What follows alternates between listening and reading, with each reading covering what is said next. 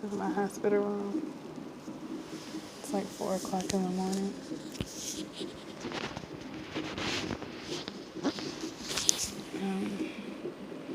I have my IV. It's really sore. She stuck me like twice over here.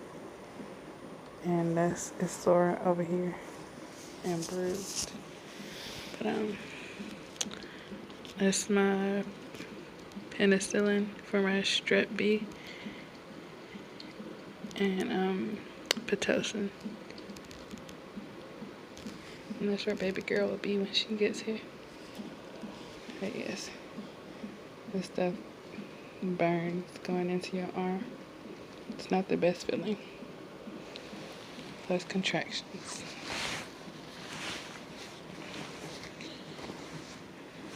Baby girl is hooked up.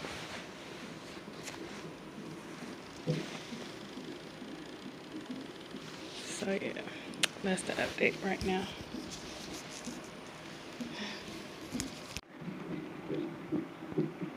Y'all see any contractions? I wonder how many centimeters I am, but I do not want to get checked. That shit hurt. Excuse me, that hurt.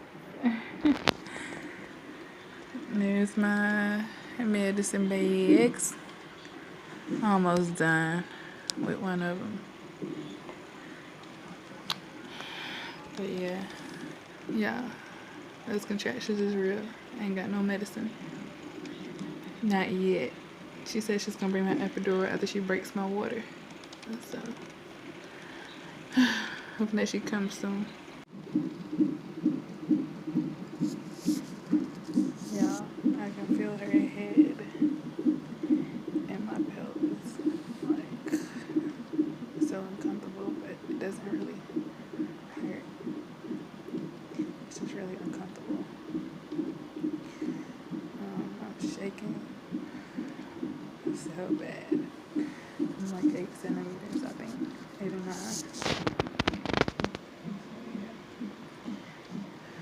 It's almost showtime. Y'all pray for me. Little fat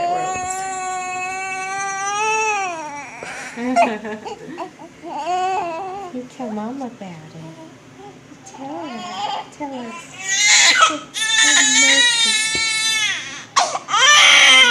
On my neck.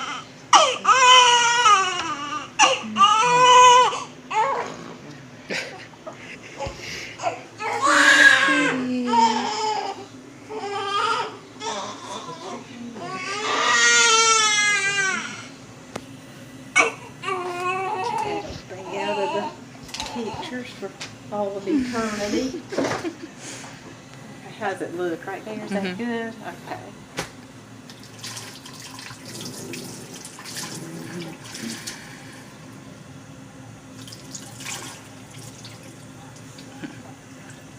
She like that. This is peaceful. She can be.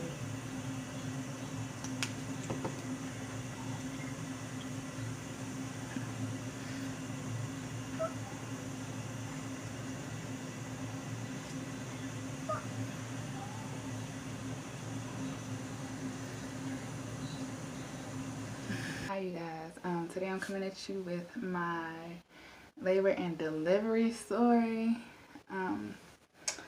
So yeah, that's baby girl back there. Yeah, so first off, I had to be induced over the weekend on this March 16th, Friday. I had to come into the hospital at 4 p.m, call at 3, and make my way in at 4. Ooh, that sun is bright. But yeah, excuse the lighting. So when I got there, I had to get my weights. Then they take me back to my room, and she just takes my information and all that good stuff. Tells me to take everything off, bra, underwear, everything, and put on the the hospital gown. Get into bed, and they asked you 101 questions. And while they're prepping you. The lady that did my IV, she didn't know really what she was doing, so it hurts. Hold on one second. It hurt really, really, really bad because she wasn't doing it right. So it was another older lady that came in, much more experienced, and she found it like that on my other arm. So yeah, that was the whole process. It happened with my son too. My veins are just really hard to find, I guess. I don't know. But the IV, you'll be sore. My arm is still bruised. I've had pictures of that in the video. But yeah, it was painful. And then after that, my doctor came in and she inserted the Foley balloon. It was hard for her to do that too. So at this point, I was really like going through it. Okay, I was like, it's not going good. But you know, we gotta get this baby out. So she had to use like a guider. It was a really, really long thing that she put up in my cervix, and my cervix was really high up. So she had a little bit of trouble doing that. And that also happened with my son. Like the balloon actually popped with my son. I think he was too early. But with her, I would have been 40 weeks on Monday, and I went into the hospital on Friday. I had her on Saturday, so she wasn't that early or whatever. She was just a couple days early. But yeah, the reason why I had her over the weekend is because I do have a 1-year-old, and I'm a single mother. So my mom, she's only off on the weekends, so that was the only time she could watch him. So she went ahead and got induced. She back there acting up already. trying to focus and remember, and you know, she's squirming, but it's all good. Pregnancy brain is real, you guys. But yeah, so after she inserted that, they just left me alone. Well, they don't leave you alone. They come in at like every 30 minutes, getting on your nerves sometimes, but they don't mean no harm. They gotta check on the baby and the heart rate and everything, and you too. So they just let me, you know, labor. I didn't have any medicine. The contractions just feel like really strong period cramps, and I could see on the monitor, you know, when I was having contractions and stuff like that. Yeah, some weren't that bad and some were. So later on, she came in and checked me. I was squirming up the bed when she checked me. Like, some nurses are really gentle when they check how many centimeters you are, and some are really rough. So when she checked me to see how many centimeters I was after the Foley bulb had been in for a couple hours, I was squirming up the bed, like running from her, because her hand hurt so much when she was going up there to check. Like, it hurt. So then she just pulled on the Foley bulb, and it just came out, and she told me I was 4 centimeters already. So I would be having the baby Saturday, the next day. So I was really excited about that. After that, I think I was just progressing, having contractions. And then a new nurse came in. She was like, whenever you're ready, just tell me to get the epidural. I was like, okay. And I didn't know whether I should wait or like go ahead and get it.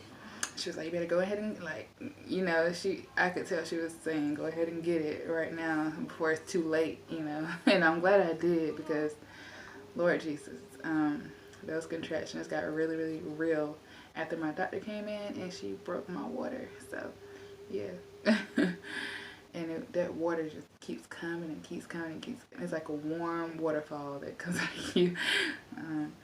But yeah, she did that right before the epidural came. I was like, ain't that some bull? But it was all good, because the epidural wasn't that good, but I guess it was, because it numbed me, but I could still feel, you know how with my son, I got the epidural and I couldn't feel anything at all. So when they were like, push, I was like, I can't do it, I can't feel anything. But with her, I felt it. Like, I could still like wiggle my toes, and I could still like feel her head slowly coming down my pelvis, all that pressure. Yeah, I felt it. So every epidural is different, I guess. But it was kind of good that I could feel it with her. you know, when the contractions came, it was like, all right, you feel that contraction? Push. I was like, okay, push. But with him, I was just pushing. I didn't know what I was pushing. So yeah, after she came, the doctors, they took pictures and everything for me because my mom, like I said, she was with my 1-year-old, and you know, he can't be in the room. So yeah, the nurses were really good, and they took pictures for me, and they did all that good stuff. So when she got here, I did have to get stitches, and she did have a little trouble getting my placenta out. Like, she was just pushing on my stomach so hard, and that's why days later I'm still sore in my stomach area, and of course, you know, in my private area too. But yeah, my stomach is really sore. Along with the contractions when she's breastfeeding, like those feel like contractions all over again. But yeah, besides that, everything, you know, it's everything. It wasn't that bad. And so I've had 2 good deliveries, and that's a great thing. I think I just have a high pain tolerance. I have like a lot of tattoos, so I know I could take some pain. But yeah, labor is no joke, you guys, no joke. Yeah. So after that, my face starts like breaking out in hives, red bumps all over, and I'm like, what the hell's going on? So I paged my nurse. She gave me some ibuprofen. She was like, let's just see if it goes down. She called my doctor, and my doctor was like, leave her IV in just in case, you know, we have to, you know, give her more medicine or something like that. So my IV was still in after she was born, and you know, that's not a good feeling. But yeah. And also my feet were really swollen. My face is still swollen. The only time my face gets really fat like this is when I'm pregnant, like at the end of pregnancy. So yeah, it's going down, but I still have a long way to go. My nose is still huge, and my face is still really puffy and fat. Lips are still huge, like. So yeah, I look like a totally different person right now, but yeah, slowly but surely the weight is coming off. The puffiness and swelling is going down, so it's all good. At the end, I got my precious little baby girl. She's here, she's healthy, you know, and she was born on her great-grandmother's birthday, March 17th. So that was amazing. And anyways, I'm gonna just cut this video off right here because Miss Cassidy is getting a little annoyed. I can tell. So yeah, thank you guys for watching, and I hope you enjoyed my video. Talk to you later. Hi you guys, so this is Cassidy. I named her Cassidy Lola Marie. I had her March 17th, St. Patty's Day. She weighed 8 pounds 10 ounces, and she was 22 inches long.